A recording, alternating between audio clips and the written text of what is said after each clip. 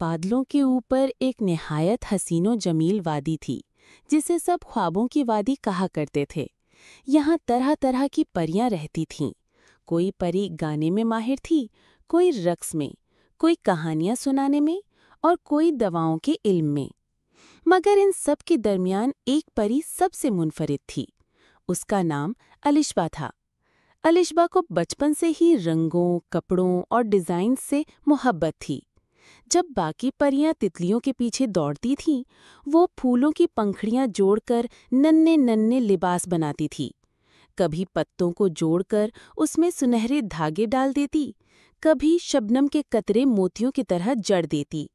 جب اس کی پہلی تخلیق دیکھنے کو ملی تو سب حیران رہ گئے، کیونکہ وہ صرف ایک چھوٹا سا لباس نہیں تھا، بلکہ ایک خواب کی مانند تھا۔ رفتہ رفتہ وادی کی سب پریاں الشبا کو ڈیزائنر پری کہنے لگیں۔ اس کے بنائے ہوئے کپڑے پہن کر ہر پری چمک اٹھی، یہاں تک کہ ملکہ پری نے بھی اسے اپنے لیے خاص لباس تیار کرنے کا حکم دیا۔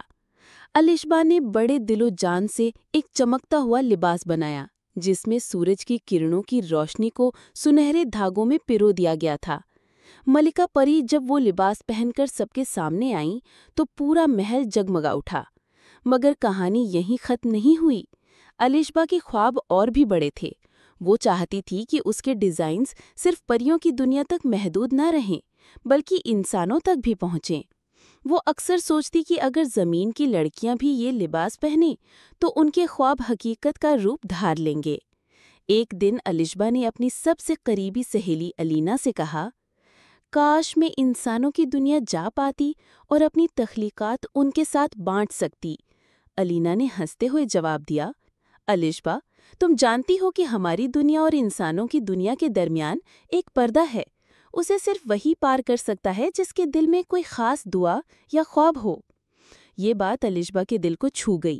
اس نے فیصلہ کیا کہ وہ اپنی محنت اور خوابوں سے ایک ایسا لباس تیار کرے گی جو انسانوں کی دنیا کا دروازہ کھول سکے۔ دن رات وہ محنت کرتی رہی۔ اس نے رنگوں کی تتلیوں سے دھاگے بنوائے، قوس و قزح کے ٹکڑوں کو جوڑا اور چاندنی کی کرنوں کو باریک دھاگوں میں پرویا۔ یہ لباس اتنا حسین تھا کہ دیکھنے والا دم بخود رہ جاتا۔ آخر کار جب وہ لباس مکمل ہوا تو اس کی روشنی نے ایک سنہری دروازہ بنا دیا۔ الشبا نے ہمت کر کے اس دروازے سے قدم باہر رکھا اور زمین پر آ گئی۔ زمین کی دنیا اس کے لیے بالکل نئی تھی۔ شور، ہجوم اور روشنیوں کے درمیان اس نے پہلی بار انسانوں کو دیکھا۔ وہ حیران ہوئی کہ ان کے لباس زیادہ تر سادہ اور ایک جیسے تھے۔ ان میں وہ خواب اور جادو نہیں تھا جو وہ پریوں کے لباس میں ڈالتی تھی۔ الشبا نے سب سے پہلے ایک چھوٹی درزی کی دکان دیکھی۔ وہاں ایک لڑکی سلائی کر رہی تھی، مگر کپڑوں میں کوئی جان نہ تھی۔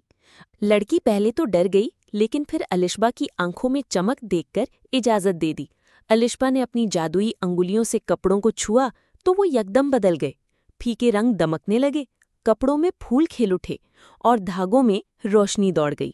لڑکی حیران رہ گئی۔ جلد ہی اس دکان کے کپڑوں کا شہر بھر میں چرچا ہونے لگا۔ لوگ دور دور سے آ کر وہ جادوئی ڈیزائن دیکھنے لگے۔ کسی کا لباس پھولوں جیسا کھل اٹھتا، کسی کا چاندنی کی طرح دمکتا اور کسی کا قوس و قزح کی طرح رنگ بدلتا۔ الشبا کو پہلی بار لگا کہ اس کا خواب پورا ہو رہا ہے، لیکن ساتھ ہی اسے ایک خطرہ بھی محسوس ہونے لگا۔ کچھ لوگ اس کے جادو کو چرانا چاہتے تھے۔ ایک مشہور سوداگر نے کہا، یہ ڈیزائنز میرے لیے بنا دو، ورنہ میں تمہیں قید کر دوں گا۔ الشبا نے مسکرا کر جواب دیا، میری تخلیق کسی لالچ کے لیے نہیں، بلکہ خوابوں کو حقیقت بنانے کے لیے ہے۔ تم چاہو بھی تو میرا جادو حاصل نہیں کر سکتے، کیونکہ یہ دل کی پاکیزگی اور محنت سے جنم لیتا ہے۔ یہ سن کر سوداگر شرمندہ ہو گیا۔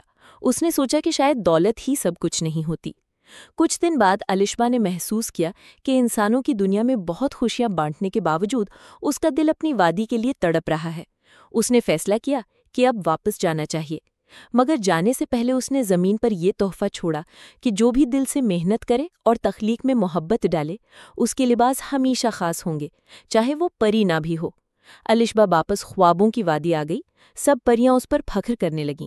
ملکہ پری نے کہا، الشبا، تم نے ہمیں سکھایا کہ اصل جادو ڈیزائن یا لباس میں نہیں، بلکہ محبت اور خوابوں کو حقیقت بنانے کی ہمت میں ہے۔ اور یوں ڈیزائنر پری کی کہانی سب کے لیے ایک مثال بن گئی۔